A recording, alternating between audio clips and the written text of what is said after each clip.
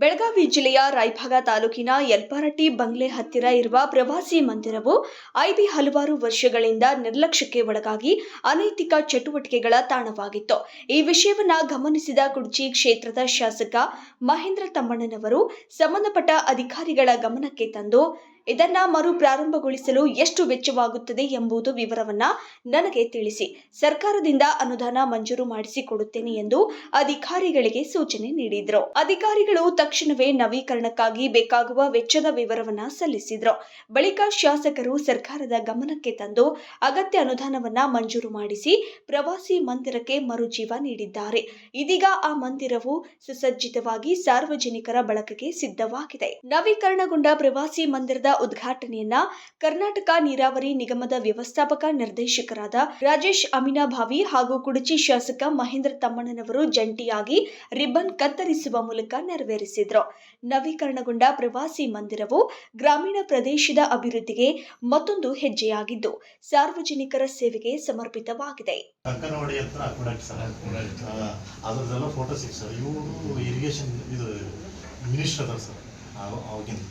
ಅವರು ಇದು ಸರ್ ನಿಮ್ಮ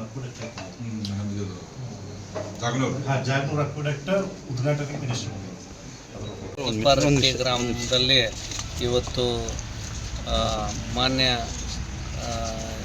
ಕುಡ್ಚಿ ವಿಧಾನಸಭಾ ಕ್ಷೇತ್ರದ ಶಾಸಕರೊಂದಿಗೆ ಹಾಗೂ ಗ್ರಾಮಸ್ಥರು, ಗ್ರಾಮದ ಮುಖಂಡರು ಮತ್ತು ನಮ್ಮ ಇಂಜಿನಿಯರ್ ಬಳಗದೊಂದಿಗೆ ಎಲ್ಲ ಸೇರಿ ನಾವು ಇವತ್ತು ಇದನ್ನು ಉದ್ಘಾಟನೆ ಮಾಡಿದ್ದೀವಿ. ತುಂಬ ಸಂತೋಷದಿಂದ ನಾನು ಬೆಂಗಳೂರಿಂದ ಬಂದು ಭಾಗವಹಿಸಿದ್ದೀನಿ. ನಾನು ಇದೇ ಭಾಗದವನಾಗಿದ್ದು ಹಾರುಗೇರಿ ಹೈಸ್ಕೂಲಲ್ಲೇ ನಾನು ಹೈಸ್ಕೂಲ್ ಓದಿದ್ದೆ. ಸೊ ಇದೊಂದು ನನಗೆ ಸಂತೋಷದಾಯಕ. ಭಾಳ ದಿನದಿಂದ ನನಗೆ ಬರಬೇಕು ಅಂತ ನಾನು ಯೋಚನೆ ಮಾಡಿದ್ದೆ. ಕಾರ್ಯ ಒತ್ತಡದಿಂದ ಬರೋಕ್ಕಾಗಿರಲಿಲ್ಲ. ಈ ಭಾಗದಲ್ಲಿ ನೀರಾವರಿ ಪ್ರದೇಶ ಆಗಿರ್ಬೋದು ಅಥವಾ ಇನ್ನಿತರ ಕಾಮಗಾರಿಗಳು, ಈ ಥರ ಸಣ್ಣ ಕಟ್ಟಡಗಳಾಗಿರ್ಬೋದು, ವಸತಿಗೃಹಗಳಾಗಿರ್ಬೋದು, ನಮ್ಮ ಇಂಜಿನಿಯರ್ ಕಚೇರಿಗಳಾಗಿರ್ಬೋದು. ಸೊ ಈ ಭಾಗದವನಾಗಿದ್ದು ನಾನು ಇವುಗಳಿಗೆ ಒಂದು ಜೀರ್ಣೋದ್ಧಾರಕ್ಕೆ ಮತ್ತು ಈ ರಿಪೇರಿ ಇಂಥ ಕೆಲಸಗಳಿಗೆ ನಾನು ಒತ್ತು ಕೊಡ್ತೀನಿ ಅಂತ ಈ ಮೂಲಕ ತಮಗೆ ಹೇಳಿ, ಸೊ ನೀವು ಎಲ್ಲ ಭಾಗವಹಿಸಿದ್ದಕ್ಕೆ ಧನ್ಯವಾದಗಳನ್ನು ಹೇಳಿ. ಸರ್, ಅಲ್ಲ, ಇದು ನಮ್ಮ ಇಂಜಿನಿಯರ್ ಸ್ವಲ್ಪ ಒಳ್ಳೆಯ ಉದ್ದೇಶ ಆಗಿದ್ದು ಇದನ್ನು ರಿಪೇರಿ ಮಾಡಿದ್ದಾರೆ.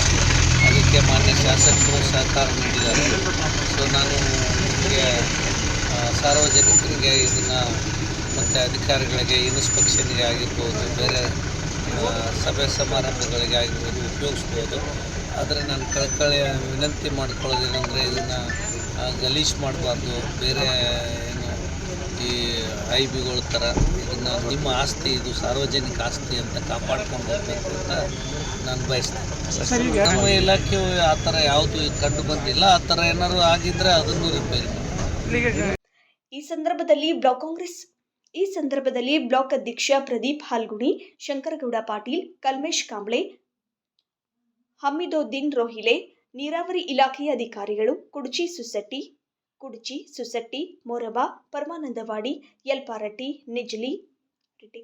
ನಿಲಜಿ ಹಾಗೂ ಆಲಕನೂರು ಗ್ರಾಮಗಳ ಮುಖಂಡರು, ಪಕ್ಷದ ಕಾರ್ಯಕರ್ತರು ಹಾಗೂ ಶಾಸಕರು, ಅಭಿಮಾನಿಗಳು ಉಪಸ್ಥಿತರಿದ್ದರು. Mahadev Kamble, satellite news Kannada, Raybag.